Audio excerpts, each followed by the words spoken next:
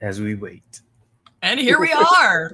And here we are. All right. Once Hi, again. everybody. It is Thursday, and we are Trekker's Delight. I am Marie Brownhill. I'm here with Jermaine, Jason McCammon, and Keith Shovlin. We are going to be talking about the Hegemony, which is the final episode of the sophomore season of Strange New Worlds. Y'all, we finally got Gorn. We got all the Gorn. We got some Gorn. Some Gorn. Gorn, I'm here. Yes, there is. And to save us from that, please, beautiful bean footage.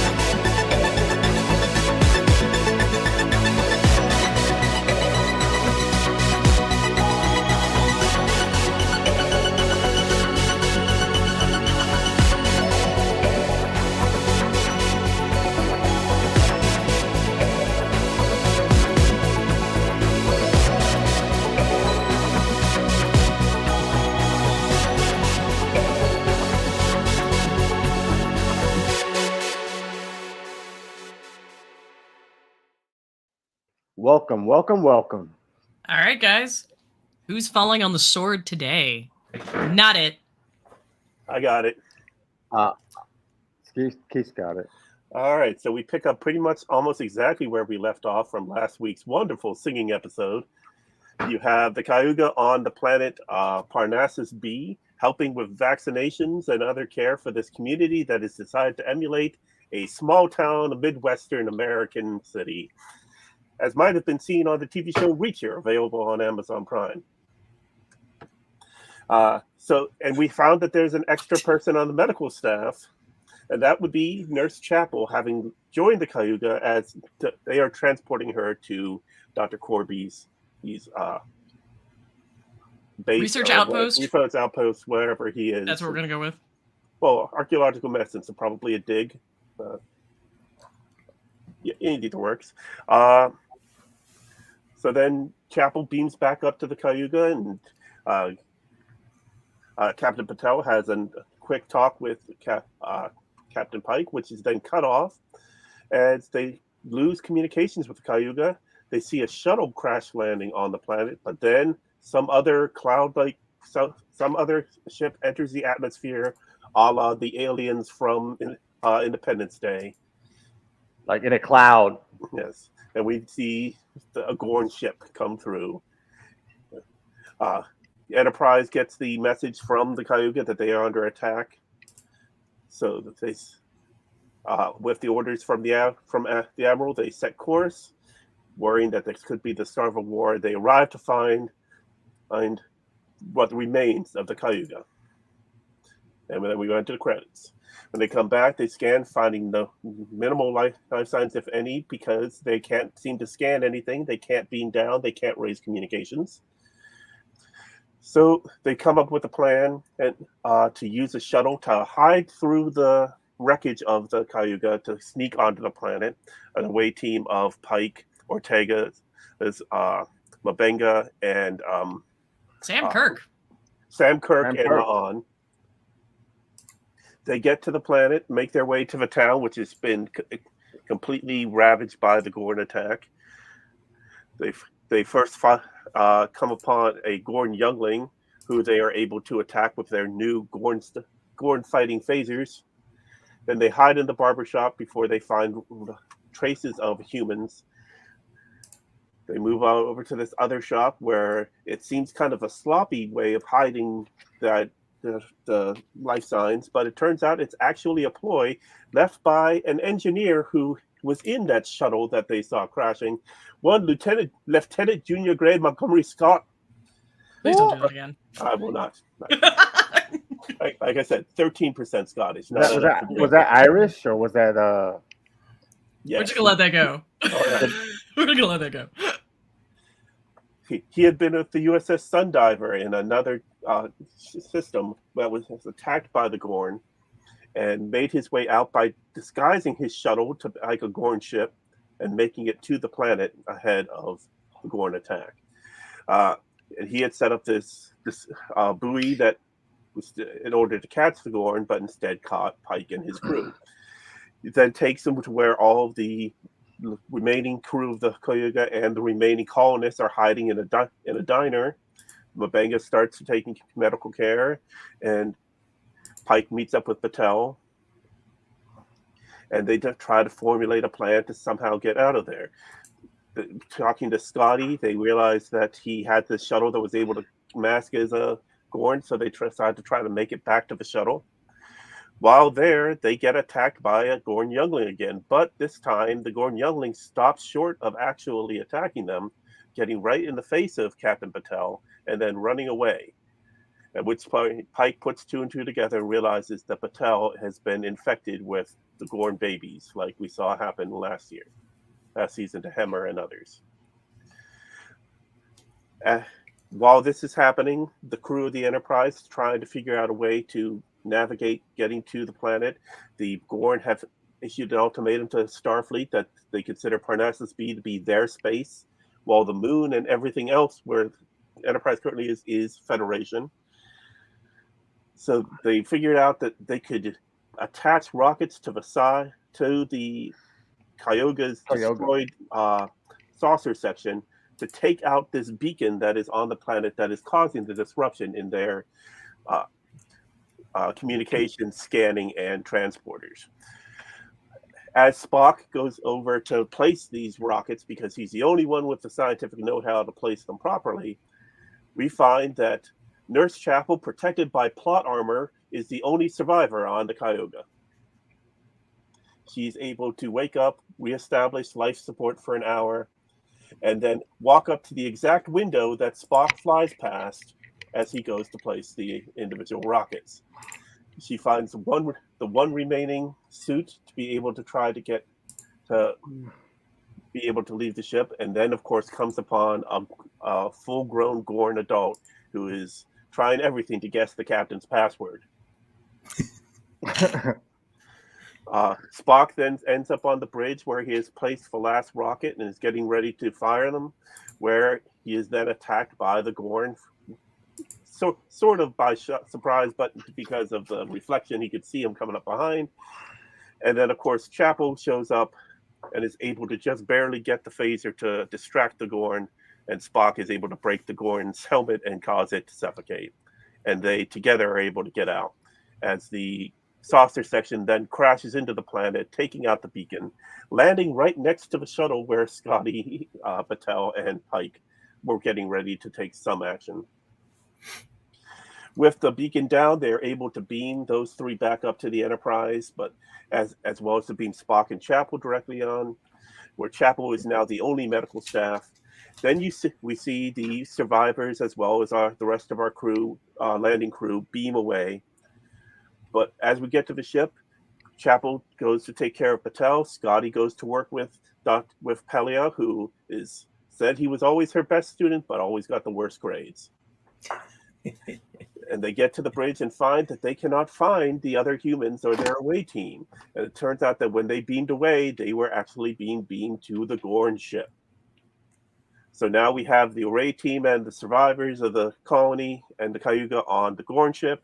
You have the Admiral telling Pike to back off, and you have the Gorn ships now attacking the Enterprise as we fade to black. And that's it for season 2 of Strange New Worlds. Well, what we have is Pike's decision to either go after the people or to retreat, like And follow April orders. has commanded. Mm-hmm. That's where we leave off, is Pike's decision. Yeah. He's the captain. He's wearing the pants. Like I say, when he paused, Not gonna leave. When he paused, I paused my playback to see how much time was left in the episode, because I thought that he was pausing for a lot longer than you would expect him to. And it turns out, because we only had a minute left in the episode. Yeah. Well, there's no way Pike is leaving them. That was going to be my question. What do you think he's going to do? I mean, 100% he's going to go back. I mean, Yeah. this is very much best of both worlds, but, you know, Strange New World style. Yeah. Is what this is. So it's this whole conversation now about, like, is Pike going to leave his people? We know he's not, the same way we knew that Riker was never going to destroy Jean-Luc Picard. They were going to find a way to get Picard back. And that's what Pike's going to do. Now, I don't know that everybody is going to make it back. I have real questions about what we're going to do with Pelia. I have questions about Pelia. I always have questions about Pelia. I still don't know enough about Lanthanites, goddammit. Like, I don't. We don't Right? because we don't have enough. It's a new thing they introduced. So I know. I don't recall any other Lanthanites in Star Trek ever. And we have like 3 episodes with Pelia in them. And I'm just like, what? Yeah. I've not gotten enough of her at all. No. I think we're gonna see it in season 3. I think so. I think it would be great to see her and Scotty interact. Yeah. Right. I mean, it's not like Scotty has anywhere else to go now since the Sundiver's gone. And it's not like she has a big engineering crew, as we've seen in previous episodes, where it tends to only be her in that giant engineering. Like randomly wandering around, you know, just going, hey, I have a thing that I'm going to stick to the bulkhead. That's what I'm going to do. I think as far as Scotty, I always think it's kind of strange in Star Trek because it's like, well, you know, he found the nearest planet. You know how far the nearest planet is? Wherever you ever are in space, it's always far, but it's always close on Star Trek. Oh, look, there's a M-class planet right there. It's like, where was he? M-class planet. Where was he? I don't know. That's my only thing. It's like, I mean, he was one. I mean, what's crazy is he's literally one system over, right? Like, I mean, he's at a different sun. Right. That's still talking about far. Thousands of light years. 100,000 light years. Exactly. Right. Like, I mean, the Shang-Di system is a long way away, and yet somehow this is where he ends up. Mm-hmm. Don't question it. Don't question it. Don't question it. I mean, don't get me wrong. I'm in love with the fact. Hand waving in this episode.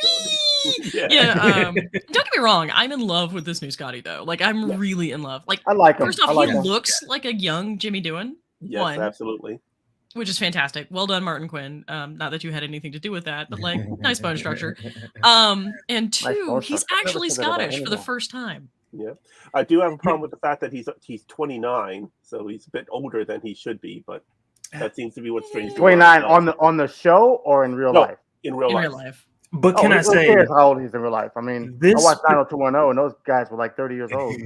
They were. Valid point. This particular character was much more like the character that we saw in the Kelvin universe. Scotty, you know what I'm saying? Number one, he was a lot shorter, right? And so, and you also get the sense that he's going to be a bit on the comedic side, right? Which is not something we necessarily got in TOS, because like doing Scotty was very much. I mean, there were comedic moments, like when he just arbitrarily decides to like beat the crap out of some Klingons, because they insulted his lady. It is garbage. Man. That was like the last straw. What did you say? And he's just like, I'm done, man. I'm done. I will say I much prefer the way they introduced Scotty in this series than how they introduced him in the 2009 film. But, in that he had a reason to be there. First of all, that whole transporter thing he had in the 2009 film. It's just like, I'm like,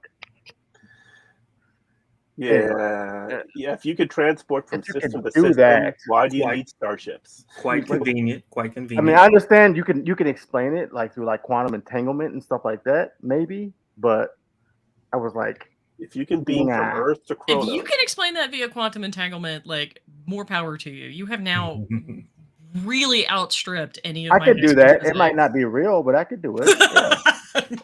He's like, I will make some shit up, man. It might be complete bullshit, but I could do it. Where's Voltaire? Where's Voltaire when we need him, right? Like, roundabout. Right. So the thing about that particular movie, the thing that I didn't understand in that whole sequence was, okay, so if they're saying that Scotty developed this technology to beam on to a moving starship that's moving, wherever, right? Faster than sunlight, yes. Why is it that we didn't see this in later iterations of Star Trek? Right, ever, by anyone. Yeah. We saw it in Into Darkness, and then that's it. Well, that's like saying Don't question it. Don't question it. No, That's no, like- you're asking for logic out of the Kelvin verse, man. That's like Come on. that's like saying if Nikola Tesla came up with an idea for free energy, why haven't we seen it? Right? You are not wrong, Marie. You're not If- wrong. If he came up, Don't there's say things. his name. I mean, isn't it? I think it is in fact Benny Patch Cumberwuzzle that manages to do it. Yes. Yeah, he seriously beams from Earth to Right. Kronos, and, Right. and Scotty's pissed off because he used it. He's like, "Damn it, you didn't give me. I didn't get any royalties, man." Well, that happened with Because Legend every Transporter, 10th right? transport you explode into 1 billion pieces. Just Every 10th, but not every one. I think every one you explode into 1 billion pieces. I think now we're taking this far too seriously, and we Yeah, should possibly yeah, get back. yeah, And we should yeah. possibly get back to the other the other illusion Ooh, in this Star Trek came on episode. today. So what do we think about the Gorn? Because I was about to say, like, let's go Um, back and talk about the xenomorphs. Excuse me, Gorn. it's so horror. It's Yeah, hard to tell. Xenomorphs is a good word, Marie. I mean, it's literally they're riffing off of Alien, right? That's what It's they're an Alien. doing. With the way eggs and eggs and everything. behind Spock and The Right? thing about the Gorn is what we don't get usually with villains is the villain's POV from their ship and what they're doing and why. We don't get that with the Gorn. We don't see them on the ship. We don't see them giving orders. We don't see them saying, "Hey, go down there and eat all those people and then hang some of them up on the ceiling," because we love that, right? So number one, go hang people. On the Well, ceiling. first, have we ever I heard have them so talk? many. Communicate? Well, they click. They Yes. click. Yeah, they have that clicking language that apparently they're hatched knowing. well, thanks for stopping by, Marie. Bye, Marie. Three Maries, right? Yeah, I know. Marie Batel, Marie Flanagan, and me. Play Woohoo! Marie. He Sorry, did Marie. talk in Arena, the original Gorn episode, Mhm. the original series. He did talk. It was very I agree. broken, but It yeah. was move, but he talked. I mean, and in all fairness, that poor actor really could see absolutely nothing. It's Just hard. absolutely nothing. It's hard to see them as technologically advanced species the way they have them, just so completely alien and animalistic. I felt that way with who are the Black Oozy people on Enterprise? Discovery. The ones who control the Ba'u. I felt the same way with those people. I was like, I can't really see them as technologically advanced. Technologically advanced. advanced. I feel that way with the Gorn. That they're only trying to sell this like creepy horror creature thing, where it's like, yes, but they are also technologically advanced, and they have a society and a hierarchy. I don't know if it's a hierarchy, but show some I of have to that. admit, as I well. also struggled with that, especially when we had the whole conversation with Sam Kirk and talking about locusts, and we're discussing the Gorn as if they are this mindless wave of creatures that consume. I mean, even the Borg, which arguably could have been mindless waves of creatures that consume, had sentience and had the ability to communicate. And you're right, we don't see that in the Gorn. We see mostly just monsters and monster. I mean, and like everything on the planet is coated in blood and egregious tissue. Exactly. So yeah, I mean, it's all about how bestial they are. It's all about how alien they are and how dangerous and how they are going to eat us all and use us to incubate their babies, and we're all going to have like xenomorph deaths. I'm calling it now. Batel's going to fall into fire. We're going to have a full-on Ripley. See that? Yeah, that was straight from Aliens. Oh, I smell the babies. Gonna walk away. Well, just the fact that every single camera angle we saw of the town after the Gorn attack had to have blood in it. Like, here's this window with blood. Here's the kitchen area of the diner, blood. Here's the seats with blood on it. Well, to be fair, I mean, they make the point that the colony has 5,000 people, and we're very much not down. I mean, we very much no longer have 5,000 people.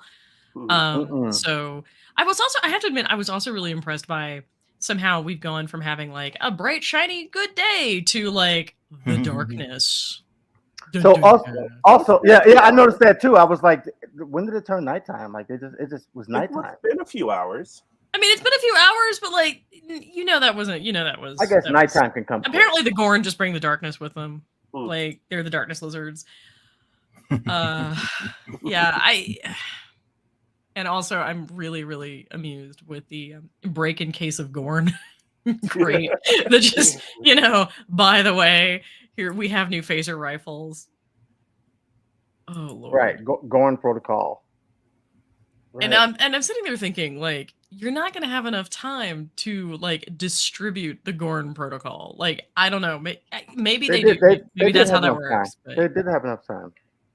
They had time to sit down. They opened the case and give everybody a. I know, but like, if it's used the way it's supposed to be used, which is like your ship is being taken over by the Gorn, because if Pike had it, so did Batel, right? It was on the Cayuga.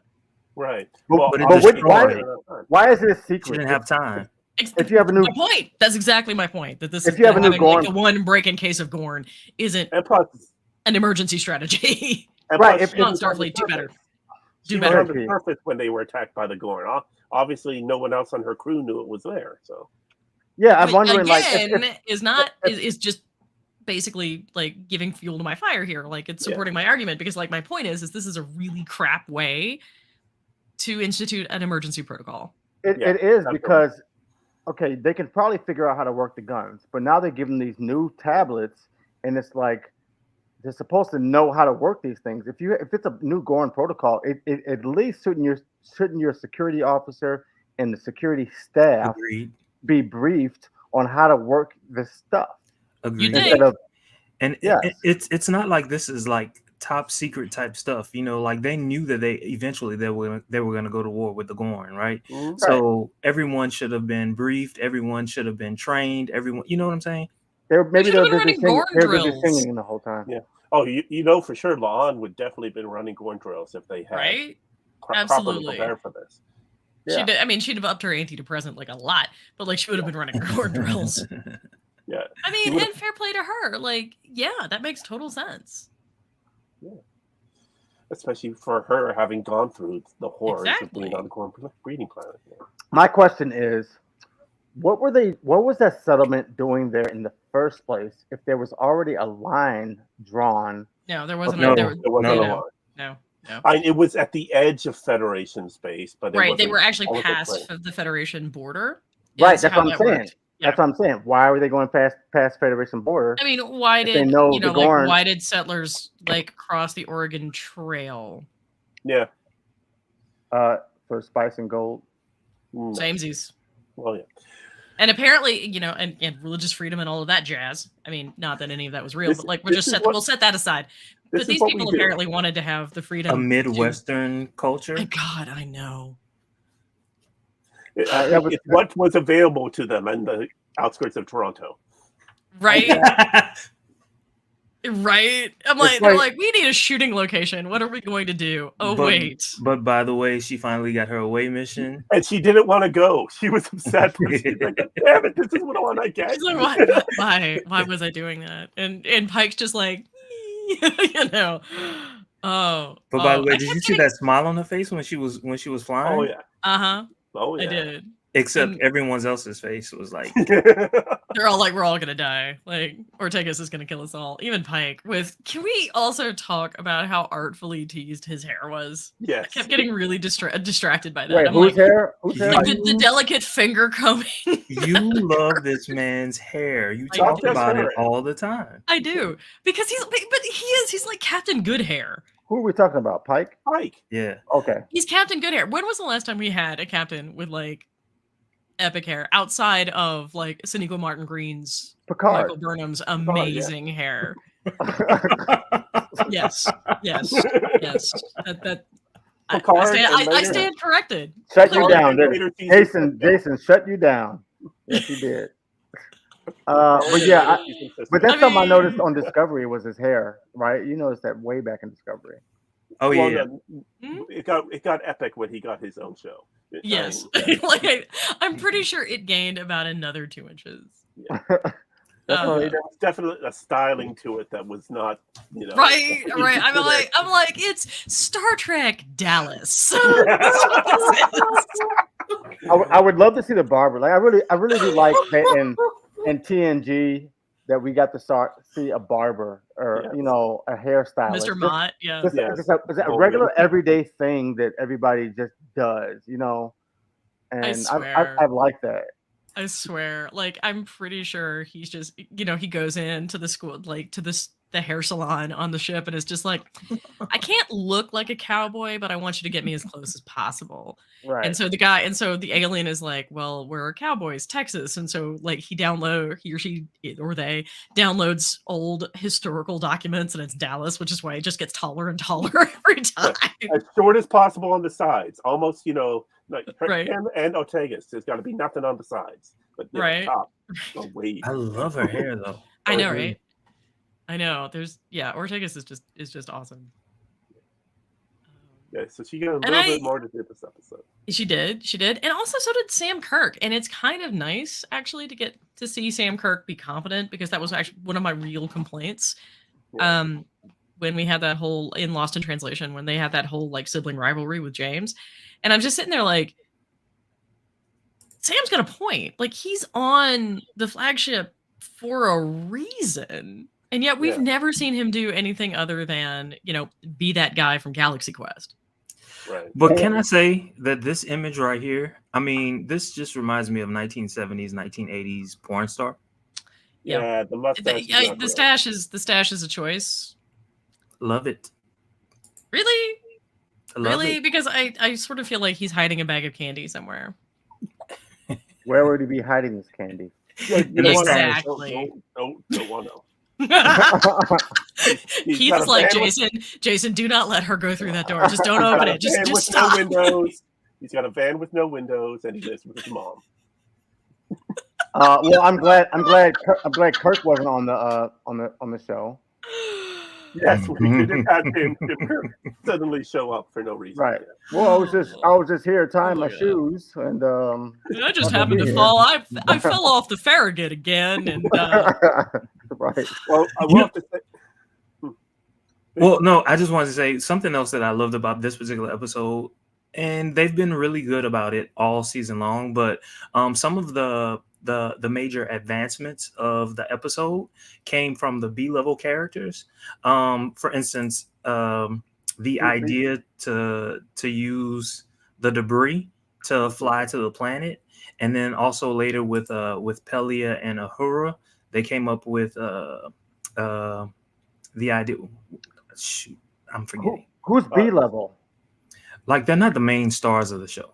That's what I mean. Like Pelia, for example. Sam Kirk, for example. Pelia, okay. Yeah, good. But Marie Batel, for example, despite the fact that I want to say her name is Melissa Scarafino, is incredible and criminally underused here, by the way. Just criminally underused. I mean, especially since she's coming off of Winona Earp. Did not watch it. I didn't see that. And Letterkenny. And Letterkenny. I can't watch anything Earp after Tombstone. I can't watch I mean, that's fair. I can't watch anything Earp. I've been trying to figure out. I mean, I know obviously I could have just Googled this and had gotten my answer, but that would have required work, which I wasn't going to do. So I've been trying to rack my brain to figure out where I'd seen her. And then in this episode, I hear that Canadian vowel, and I'm like, oh. Yeah, if she would have asked for a gin and tonic at some point, it would have been very clear that her Letterkenny connection. But yeah. This is my thing with. No, go ahead, Keith. No, it's just so interesting to see her range, because the way her character on Letterkenny is, a very comedic, very one thing, and then Winona Earp was such in a complete difference of being like this action person, and then we see her here not only being a captain but also doing Judge Advocate General, and seeing her in court with Una. She has shown just incredible range just in this season in her small number of appearances, including her singing voice, which we haven't seen. Right. It's also really frustrating though, because so much of the cliffhanger here depends on our investment in her relationship with Pike and her as a character, and we just haven't had enough development of her or that relationship. I mean, we've seen Pike in love with the idea of this relationship. Hold on a second. I didn't even realize it. Did she get taken? I didn't realize that. Yep. I She, didn't, Mabinga, No, La'an. I didn't realize who got taken. I didn't realize no, those no. guys got She's taken. on the Enterprise. She's It's on the just Enterprise, been but she's infected. she's a ticking time bomb because she's about to like erupt into Gorn babies. Oh yeah, no, yeah, she's on the Enterprise because she's in stasis. She's in Yeah. she's in But yeah, she's in sick bay. But yeah, the cliffhanger of the away team is problematic because we know Mabenga and Sam Kirk both survive, so they're saved by plot armor. Right. But Ortegas and La'an. Right, and you can't really. Well, let's get some more. You can't really convince me that we're going to lose Ortegas and La'an. Yeah. Like you Well, really can't. the thing is that they did not mention is the fact that they just got out of a war, and they I mean, Ortegas obviously does. Ortega mentioned it a couple times. Yeah, she does. I mean, like the admiral doesn't mention that as a reason for, like, the higher up should be like, we really don't want this war because we are short shipped because we have just get out of the war and we are, we're not at our strongest. As I think that's just unnecessary exposition, man. We know that from having watched the show. And so. Yeah, I mean, I think that's certainly that's part of it, but I think the idea is that it's a bad idea to be in conflict with a Gorn because it's the bad idea to be in conflict with a Gorn. Yeah. And we I really still don't think really that's the know. issue. We don't know who the Gorn are. I think I would like to know more about it. They're giant horror lizards. This is weird, and they do that in books sometimes. But we don't. All we have is the perspective of the Federation, the protagonists. We don't have the perspective of the antagonists, which is usually they do. Do they really though? I mean, it took a long time. No. Like take TOS for example. We don't have a Klingon POV in any of the original series. It's not until I want to say Star Trek 6 that we really start seeing them as people and not just bad. We see bad like Soviet Mongolians. We see conversations with them with the Klingons and TOS. And we saw conversations with the Gorn. If we're going, I mean, if that's your threshold here. We saw their perspective in motion pictures, Search for Spock, Voyage Home. So in the Undiscovered Country, one thing that we noticed as it relates to the Klingons is there were differing points of view. So you had the chancellor who wanted peace, but you had the generals who wanted war, right? And so we saw that there was tension even within their own culture about what they should do. But my point is, how long did it take us to get there? How long? Years. At my point, that was like what 30 years, I think. Was that? My thing is when you really think about it. Why would Klingons ever want peace? Their whole definition is war. But we don't really get into that until the Next Generation in the 80s. Right. But in a time of peace, I'm just saying, in a time of peace, what do Klingon spaceships do? They're not like looking at anomaly. Oh, look at that anomaly. Let's go over there. Honestly, I think they're just like they're trying to run herd on the Ferengi. That's really what's happening. What we have to consider is that the Klingon the Klingons as a race are simply evolving. Yeah. Well, also remember prior to Undiscovered Country, we had only gotten at that point 6 movies, 3 seasons of the original series, 2 seasons of animated, and 4 seasons of Next Generation. Since then, we've got all of Deep Space Nine, all of Voyager. 4 more movies, all of Discovery, all of Enterprise. We've gotten a lot more chances that have since developed these characters. Yeah. But again, like when we introduced these characters and when we started dealing with them, like I mean, we saw a lot of Romulans in Next Generation, and we got some development of them, but it's not really until Picard that we get like a true like look at what being Romulan means. So. We have just thrown the Gorn at us. But Romulans are like conquerors. They want to conquer territory. I mean, the Gorn hegemony. The Klingons have never been looked at as actual gaining territory conquerors, but they do just want to have a fight with everybody. Did you miss a private little war?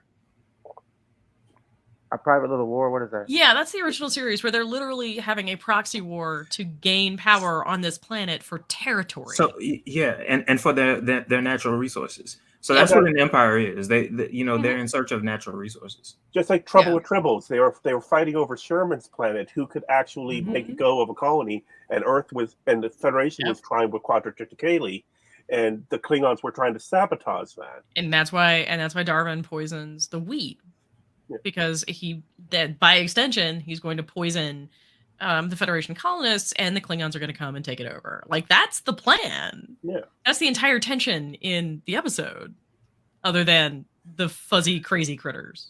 Now we are not smart. Now what's funny that now my children are terrified of. But can I say, I never understood the issue with the Tribbles. Like, they did absolutely nothing for me.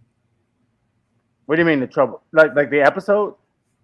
No, not the episode. I could clearly see like why it was so funny or whatever. By the way, that was a funny episode. But like the way that society just loved the Tribbles, I never got it. Because they were just little fuzzy things.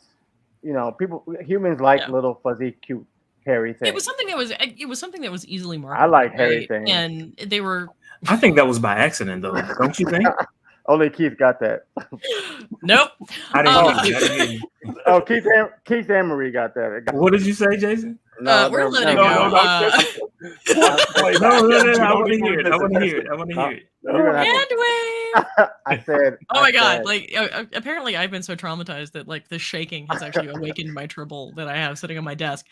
I said that I shamelessly use with my kids, and it's just I'm like, do you want the Tribble to eat your toy? Then you need to go to bed like a good little boy. Parenting. Then he said, but I want to be a girl.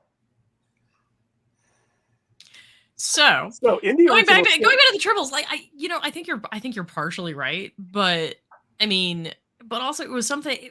The problem with Star Trek was there was so little that was marketable, that people could produce or people could grab onto and purchase. Like, I mean, they did try with the Idic Medallion, but it just didn't take off.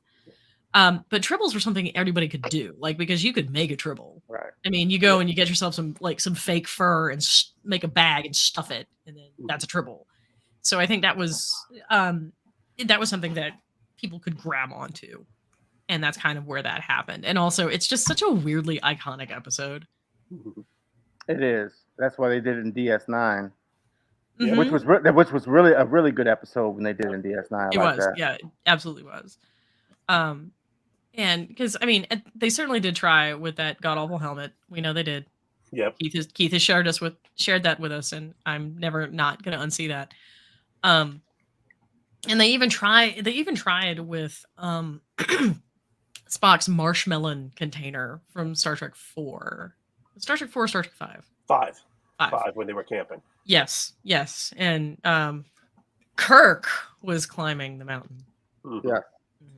But he knew he wouldn't die because he was with them. Can I have some of that secret ingredient, Bones? All right. So explain to me this. So they attached these thrusters onto the hull of the Cayuga.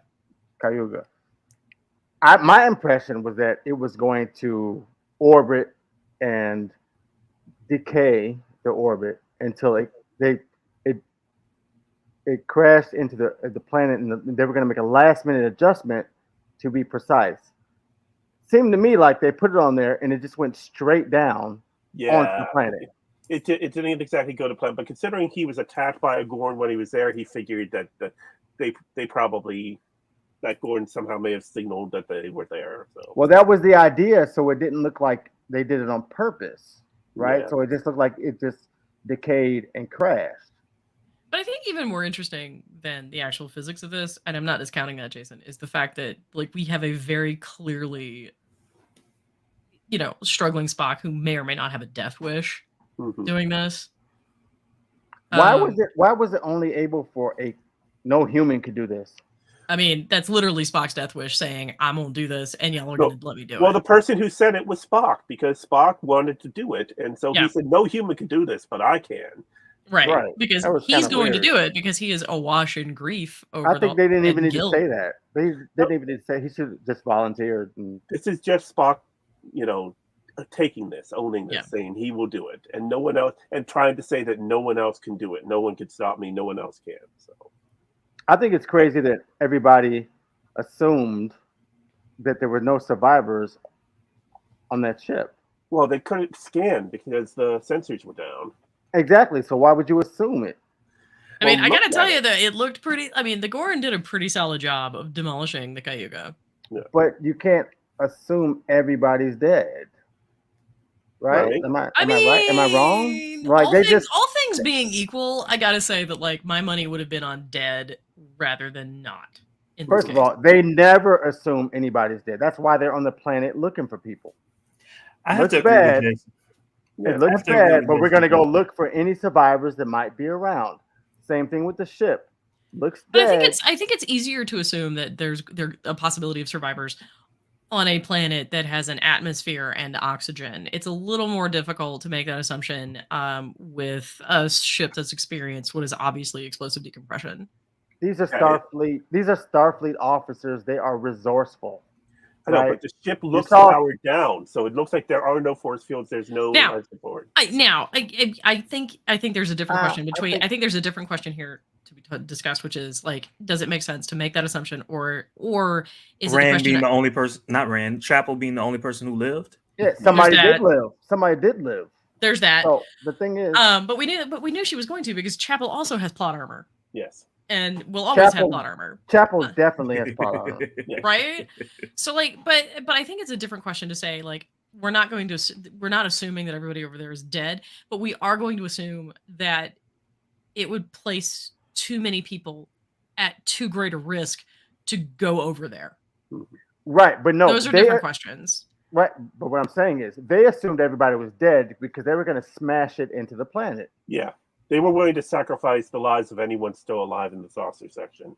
Yeah, that's in what order I'm to use it as a saying. projectile, yes. Aside from going over there and looking for them, they just said, we're just going to take this whole spaceship, this saucer section, and smash it into the planet without even thinking maybe somebody might be alive in there. Yeah, but I mean, again, how are they going to go and rescue them? I mean, that was kind of the ongoing. Maybe they couldn't, but Well, they no, didn't have to kill them. They couldn't scan. They couldn't beam them. They couldn't get communication. They could do that. They could rescue them because if one person, Spock, can go over there, then 10 people can go over there and walk around. One person pulling a box full of thrusters is small and going through a debris field. 10 people is a bit more noticeable. Okay, do them one every 5 minutes. Or how about staggered time so it doesn't look like it's a. That's what I'm saying. I think what would have made the most sense was if they found Spock, when you go check to see if there are any survivors. If you see any survivors, send them back this way. Get them to go to the Enterprise. That would make sense. If they could have, right? Because you'll notice he's not actually taking any. Like he doesn't really have the space to carry a whole bunch of extra EVA suits. Yeah, and there appeared to be Well, only there's be suits one. there's suits on the ship. Plenty of suits on the ship. Gotta be. We only saw one, and it just happened to be the right color for Chapel's uniform. Right. No, the right size and right color. Yeah. I can hand wave the right size, right? Like because we've seen start No, sci-fi pictures where you you click the button and it shrinks to the correct size. I'm like, all right, I can maybe work with that. We actually live in an age where there weren't enough female suits on on the spaceship for them to do EVAs. Yes.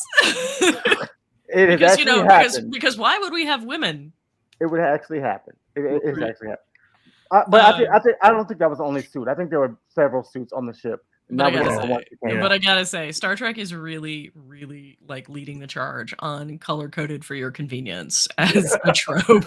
Yes. Yeah, if You know, she would have turned just and in there were, case. if there were a wall of them, okay, but we only saw the one, and it just happened. Well, to it was have a- the color of her It was a uniform. medical bay, right? It was the medical bay. That's why. It was No. like- Well, no, but that's the thing, though. Like, you'll notice Chapel has a different uniform because Chapel isn't technically Starfleet exactly. She's actually on loan from Stanford. Yeah, she's wearing something more akin to what the Discovery crew was wearing. She's not wearing a uniform similar to Mm-mm. everyone else. If she were wearing a similar Starfleet uniform to everyone on the Enterprise, she should have been wearing blue. But she's wearing white like they had on Yep. the Discovery.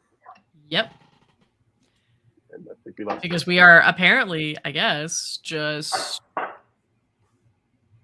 Doing what we setting her apart. I mean, I that has been kind of like I kind of get it.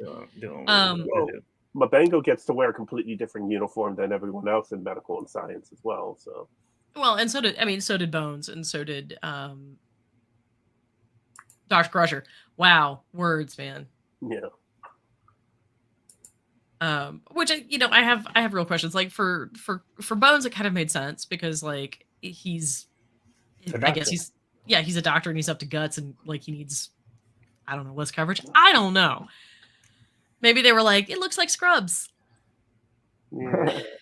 I got nothing. I mean, I got Hey- nothing. That's a design choice that I'd like to Hey, hear somebody John. explain to me. By the way, what did you think of Mabenga being interested in seeing interesting ways to kill the Gorn? He's one of the fighters on the ship, so Yeah, it was right. like he was gonna go no matter what. Yeah. Right. I mean, he was just sort of heading Kirk off of Pike off the pass, right? Like, because he's like, yeah, I know, I'm gonna go. But also, I think that that's kind of on brand for him because Mabenga is very angry about anyone who's going to destroy life, and that's kind of the Gorn MO that we've seen thus far. They're literally just going in and decimating planets and injecting their young into sentient beings, knowing that these sentient beings are going to die, and that is something that Mabenga would find anathema. So I feel like this would be a reason for like the Federation and the Klingons, everybody get together and say, let's just get rid of these people. Like, Isn't there actually? And I cannot remember my Star Trek history. Isn't there actually a conflict with the Gorn hegemony? Like, I think there is actually a war. Yeah, there is. Apparently, the Gorn joined the Dominion during the Dominion War in the books.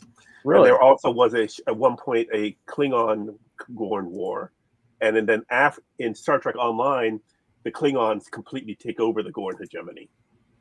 So Which I mean, you would think the Klingons would just love to fight the Gorn. Like, you wouldn't even have to talk them into it. Hey, you want to fight somebody? The Gorn, the Klingons would be like, oh, kapla. I'm going to need that again, Jason. Kalis.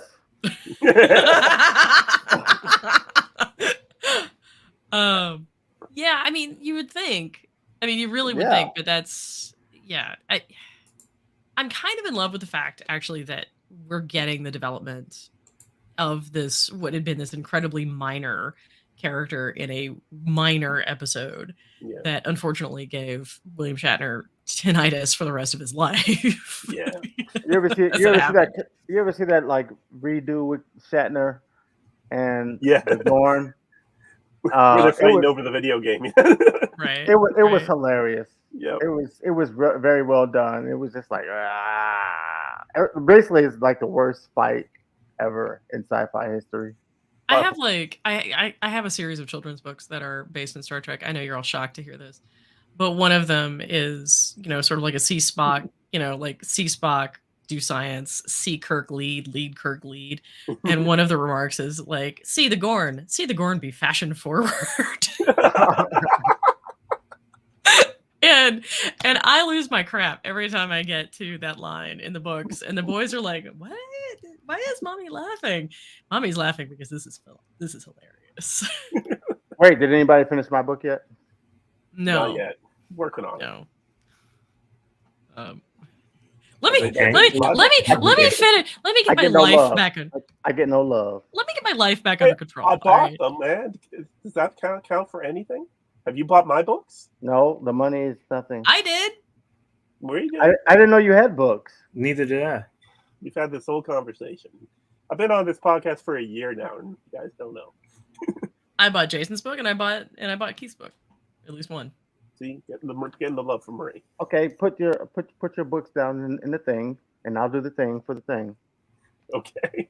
I'm so proud of us. I'm so proud of us. Look at us. We've been on a podcast now for 2 years, and this is where we are. Yeah. The thing. I'll do the thing with the thing. Yeah. Where are we? So we talked. Oh, we haven't talked about Spock, and we touched on it. We touched on it. Spock and Chapel. Spock's Death Wish. Yeah. Yeah, it really seems like Chapel left the ship like as soon as the singing was done. Like that final number, and then she packed her bag and left. Oh my God! Please don't bring up that episode ever again to me. If you respect anything about me, just don't. But yeah, no, I think you're right. I think what basically happened is Chapel, got the notice, knew she'd gotten selected for the Corby Fellowship, and then was just like, deuces. And then goes and grabs her stuff and then leaves. I'm still not feeling number one so prominently. It's just, I don't know why it bothers me, but it's like I just don't feel her as a number one. Very, very. She hasn't taken control of the ship yet, or has she? Has she taken control of the ship? T'Pol, not like she did last season. T'Pol was a much better number one. She was great.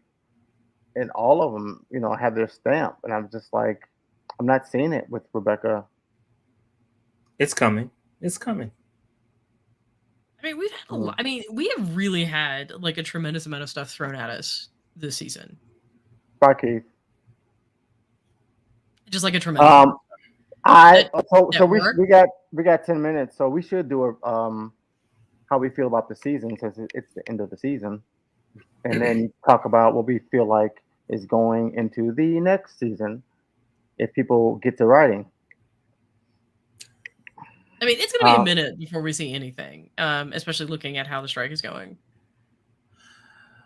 So if I were to rate season 2 against season 1, if season 1 was a 10, which I believe season 1 was a 10, then season 2 would probably be somewhere between an 8 and a 9, 8.5. Oh, I would say 5 or 6 for season 2. This is my shocked face. This is my shocked face. You knew that was coming, Jermaine. You knew that was coming. You knew that was coming. I'm harsh for me. Season 1 was so much better. I keep telling you. First of all, I keep telling you guys the show is called Strange New Worlds. We didn't see one Strange New World this entire season. Not one. I mean, the Gorn. Parnassus Beta. We didn't see the Gorn. We didn't see a Strange New World. We saw the Gorn. I mean, world, culture. What world? So today, what I'm saying is a synonym for world could be in this context culture.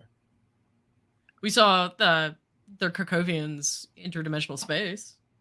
That was very Magician's Apprentice.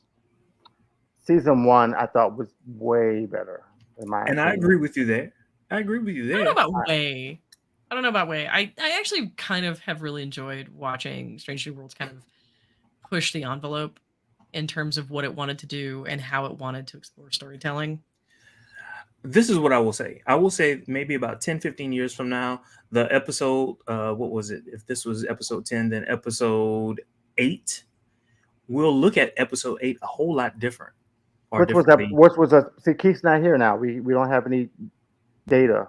So not Subspace Rhapsody. What was episode 8? I mean, Under the Cloak of War? Yo, that was Under the Cloak. That was the week they did 2. They did 2 episodes that week. Right. They did, they did the crossover episode with These Old Scientists, and then it was followed by Under the Cloak of War, and then Subspace Rhapsody, and then this one. Hegemony. I think that week was my favorite episodes, both of those episodes. Also, I'll point out I'm not Keith, but I could pull that out of my hat. And also the episode where Mbinga and Chapel had to fight all those dudes. So I like that one, so and that would I have like been the second episode. I Yeah. like the one No, with the first episode. lawyer. I didn't like that. Yeah. Man, At it's Astra kinda boring. at Astra per Aspera. Yeah. I didn't like that. I thought it was kind of like, Oh, I do I need loved to be it. watching this? Dude, I ate that I up loved with it. a spoon. That was phenomenal. I loved it, and it spoke to everything that Star Trek is. Yes. Yeah. It is everything Star Trek is. I just felt it'd been done before, and I was like, whatever. I mean, I there I has still not feel- been an episode that I could not find something that I liked. I mean, I will say of that. course, I found stuff that I liked, absolutely, but I just didn't feel like I got what I wanted. I still feel like Discovery has been the best out of all the series. What? Why are you gasping? I don't know if I would say that. Really? I think I don't know if I think Discovery had. I think if we had made the jump to the far future a lot earlier, we would have had a much better Discovery. However, season 2 of Discovery, which I think was the weakest of them, still gave us. I thought Strange that New was like Worlds. one of the best. Like The Red Angel. season You gotta one, be joking. season 1 and 2 of Discovery I were the love the best. Red Angel. Were the best seasons. Season 2 was Oh, like the God, best no, season of Discovery. No, the Red It Angel was was. terrible.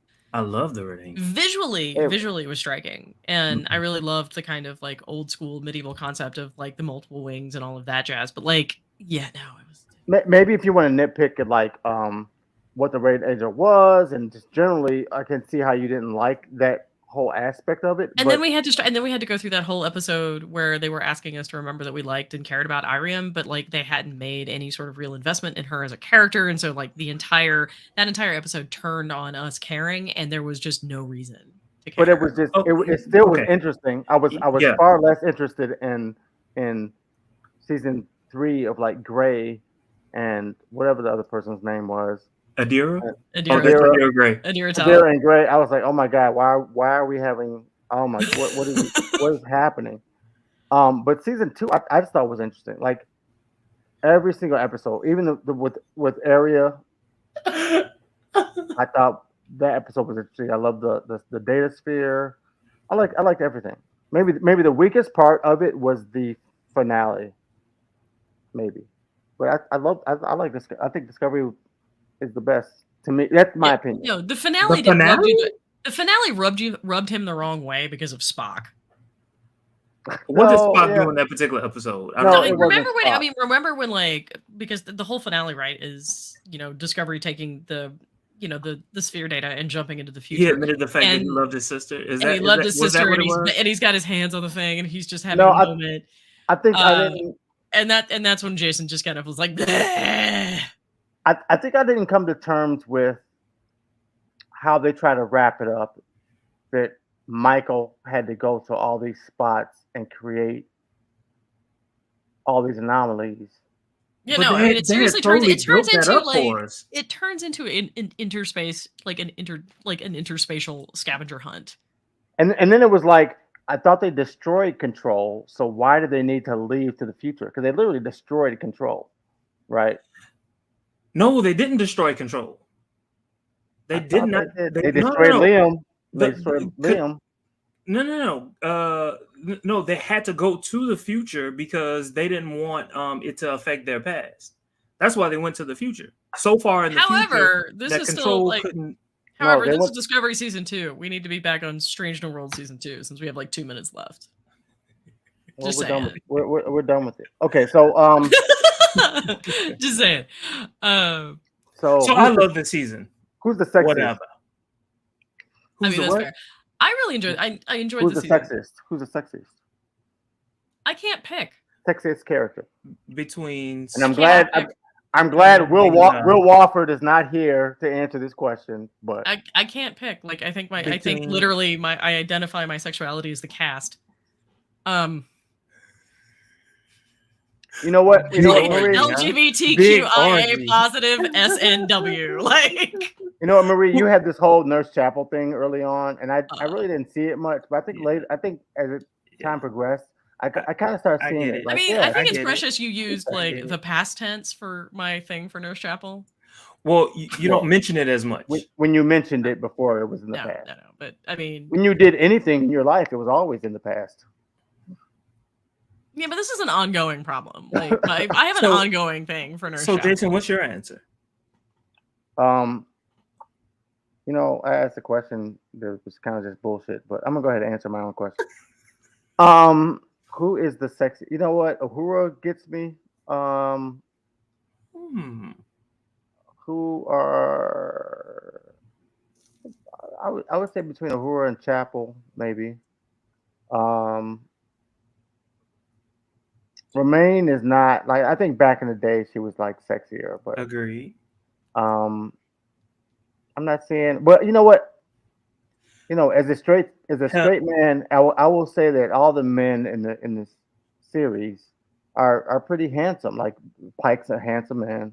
He's a good looking man. So is You have been seduced by the hair. Spock. Yeah, I've been seduced by the hair. I remember Spock. You know, Spock was speaking of Discovery. You know, Spock in the tights in season 2, right? And he was giving it during this episode. They showed it all. Yeah. I had a pic of it, but you know, because you're here, I didn't want to gross you out. Yeah, you're not gonna gross me out. I'm okay. I'm sorry. Wait. Like, just because of him, we don't get like a Spock eye candy. Come on, well, Jermaine. You know. Are you saying you want to see it? Yes, 3 of the 4 of us are down. She wants to see. So you speaking for Keith? I did not speak for Keith. Keith said this. Oh no, I can't add it. I had too many pictures. I did get the clip, but I had too many pictures. I'm like, Keith just made this statement. Who is your favorite helmsman of all from time? All the treks. What's her name on this particular? Ortega. Yeah. Ortega. It would have to be her. It would have to be her. Yeah. I kind of go with Paris. I did not like his character at all. I didn't like it. Nothing about his character that I liked. I mean, the actor Robert Duncan McNeil is fantastic. Tom Paris was not. I mean, Tom Paris kind of was like Tom Paris vacillated between full Chad and himbo. He grew on me. He grew on me. Yeah, you know what else grows on you? Cancer. Yeah, and my that's why I went to a funeral today, because that's true. Okay, my bad. Were you asking me which helmsman looked the best? No, not look the best. What the hell? Then I would have said Travis. Everybody go to Marie's house.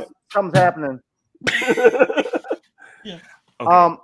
I guess what I like is that in Voyager they actually started building a story around Paris, and it kind of made sense because they didn't have stories around like who was the helmsman in TNG.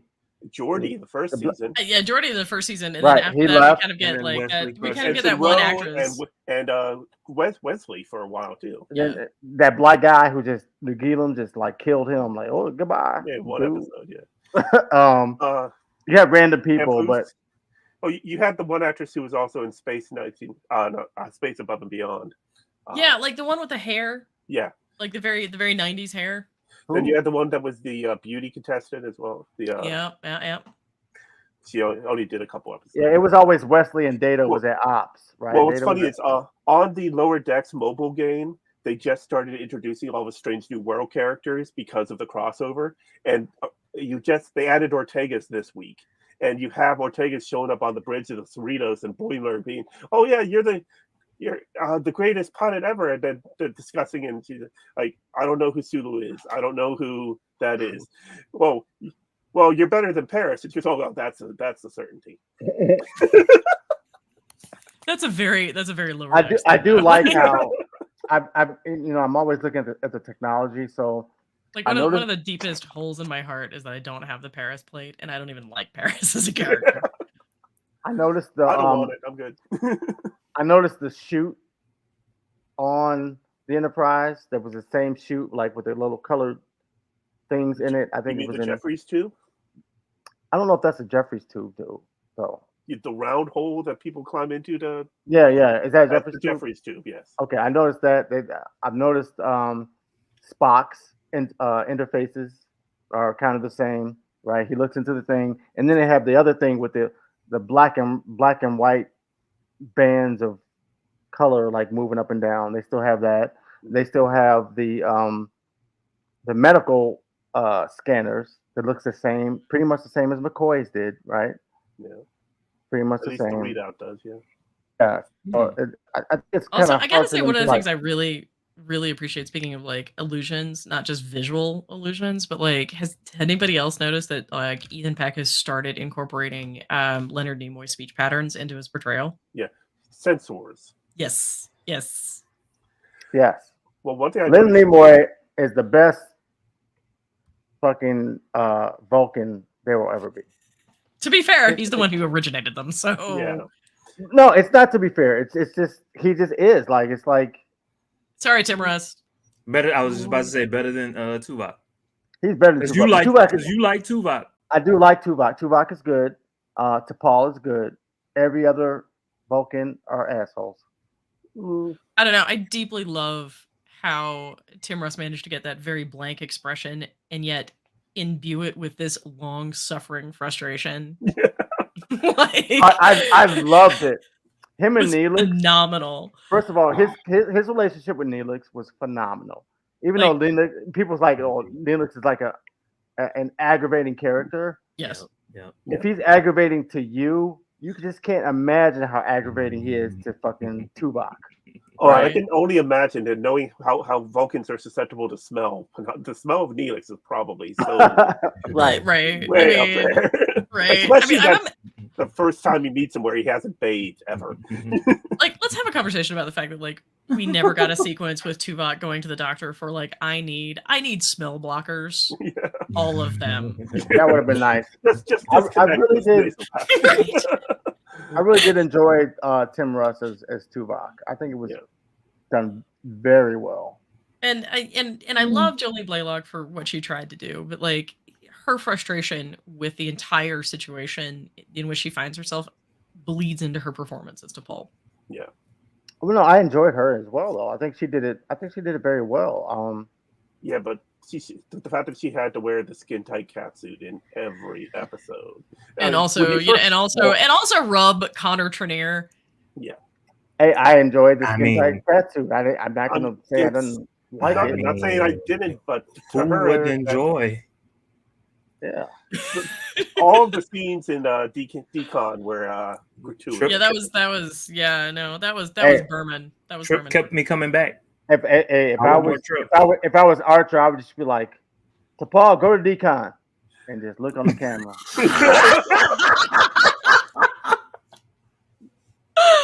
That's right. No, Get that, and they had to get that rub jelly. the oil on each other. get that Oh, jelly my on you. Right. The You missed- decon gel, yeah. You missed the We spot had of that that. episode. And the entire fandom had a full meltdown when that First- happened. first of Like all- on like on old school BBS boards, because this was obviously like 2000s. Scientifically, it was. There's And they had no fell down. reason. There's no reason they would have to rub gel on each other. It's completely yet- ridiculous. And yet, here we are. You just All spray right, it. folks. You just spray it It on was them. the hot factor. It was the hot factor. They had All right, you know. folks. But look, before I we am go, not before well, we go, so we are gonna go. before we go, don't forget to kiss that subscribe button, lick on the like button, share us on all your social medias, nibble on that notification button, What the fuck is and going make on? love to our senses in the comments. Y'all have a good one.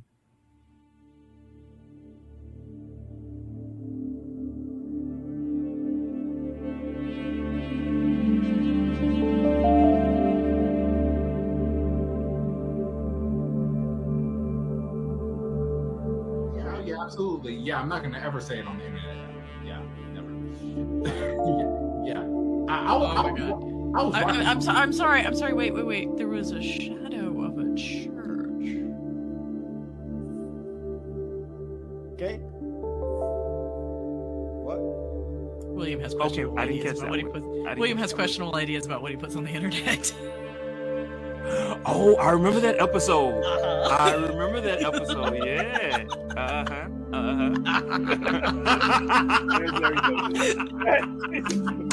Wait, what?